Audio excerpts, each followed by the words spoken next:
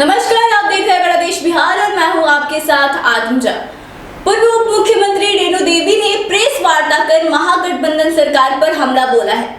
उन्होंने कहा कि बिहार में खेला चल रहा है, महागठबंधन के लोग अति पिछड़ों की हकमारी कर रहे हैं। नगर निकाय का चुनाव होना था, उसमें आपाधापी में घोषणा की गई सुप्रीम कोर्ट की घोषणा को भी नहीं माना गया। साथ ही उन्होंने कहा कि जो लोग चुनाव लड़ रहे थे वह अब रोड पे आ चुके हैं। मुख्यमंत्री ने अति पिछड़ों के विश्वास को तोड़ा है। साथ ही उन्होंने कहा कि हम लोग महागठबंधन के खिलाफ सड़कों पर उतरकर आंदोलन करेंगे और आयोग के पत्र को भी सार्वजनिक करने की उन्होंने मांग की। साथ ही उन्होंने कहा कि अति पिछड़ा लोग रोड पर आएंगे और सरकार के खिलाफ आंदोलन करेंगे। एक बार आपको सुनिए क्या कुछ कह रही है रेणु देवी। धन्यवाद देती हूँ कि आप सभी लोगों ने आया और आज सबका मैं दशहरे के बाद में हार्दिक स्वागत और अभिनंदन करती हूँ सभी चैनल के हमारे पत्रकार बंधुओं को। और जो बिहार का खेल चल रहा है, आज महागठबंधन के लोग जो अति पिछड़ों का हकमारी कर रहे हैं और उसके लिए जो आज अलग अलग उनकी जो भाषा बदल रही है, उस भाषा के लिए हम सभी लोग यहाँ बैठे हुए हैं। मैं तो आप जानते हैं कि अति पिछड़े की बेटी हूँ, हमेशा अति पिछड़ों के लिए लड़ाई लड़ती हूँ। मैं पूछना चाहती हूँ महागठबंधन के और नेता नीतीश जी से, जिस समय हम सभी लोगों को अधिकार अगर देने वाले कोई हैं तो कर्पूरी जी को माननीय कर्पूरी जी को मैं धन्यवाद देती हूँ। उन्होंने पिछड़ा से अति पिछड़ा किया और अति पिछड़ा में कुछ ही लोग सेलेक्टेड थे, लेकिन इन्होंने जब आवश्यकता महसूस हुई तो लोगों को जोड़ते गए और आज अगर उसकी संख्या देखें तो बहुत ज़्यादा ही संख्या है। फिर भी कोई बात नहीं है, हम अति पिछड़े लायक हैं, हम सभी लोग एक हैं।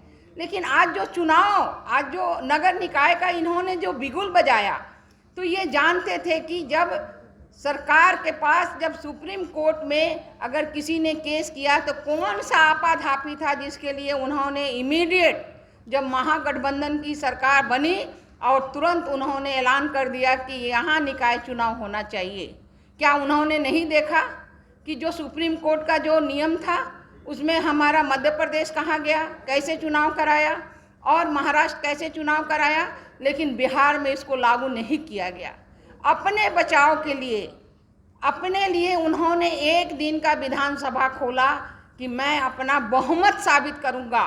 लेकिन अति पिछड़ों की मसीहा कहने वाले लोग, आज मैं नाम नहीं लूँगी, कोई कहता है पोल खोल, मैं आज पोल खोल कर रही हूँ।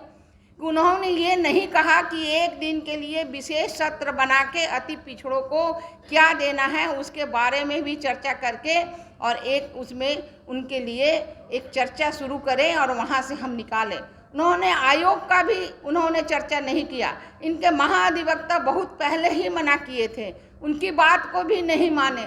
तो कौन सा ये अति पिछड़ा के ये मसीहा हैं और किस लिए मसीहा हैं? आज आपने जिस तरह से बच्चों को रोड पे ला दिया, जितने लोग चुनाव लड़ रहे हैं आज उन्होंने रोड पे आ गए। किसी का 10 का चुनाव था, किसी को 20 का चुनाव था। उनका जो भी खर्च हुआ, सरकार का जो खर्च हुआ, उसका नुकसान कौन देगा? मैं पूछना चाहती हूँ माननीय मुख्यमंत्री जी से कि आपने जो आपाधापी में ये चुनाव करा रहे थे किस पर, और वहाँ कोई बीजेपी कहीं नहीं रुकवाया। आपने क्यों नहीं मुझे साबित करे कि आपने क्यों नहीं एजी का रिपोर्ट आप दिखाइए, आप निर्वाचन का आयोग दिखाइए कि निर्वाचन में आपने किस तरह से सार्वजनिक कीजिए, आप आयोग पत्र को सार्वजनिक कीजिए। अगर कुछ किया तो आप कीजिए ना, समाज के आगे आप कर सकते हैं। आप क्यों नहीं एजी का रिपोर्ट आप सार्वजनिक कर रहे हैं? आप क्यों नहीं आयोग का पत्र को सार्वजनिक कर रहे हैं? क्या आप अपने लिए एक दिन का सत्र बुला सकते हैं? और अति पिछड़ा का जहां हकदारी का मामला था, जहां उन्हें अधिकार देना था, उसके लिए आप सत्र नहीं बुला सकते थे? और उसके बाद बीजेपी ने ये नहीं कहा कि चुनाव होना चाहिए। महागठबंधन के बाद आने के बाद आपाधापी होकर तुरंत ये जो है चुनाव का ऐलान किया गया। क्यों ऐलान किए? आप पूरा ठोक ठटा के देखते कि अगर हम अति पिछड़े के अगर हम उसके हकदार हैं, उसका हम अगर अनुयायी हैं तो उनको हम जरूर अधिकार देंगे। लेकिन यहाँ कोई अधिकार नहीं, अधिकार जो मिल भी रहा उसे छीना जा रहा है।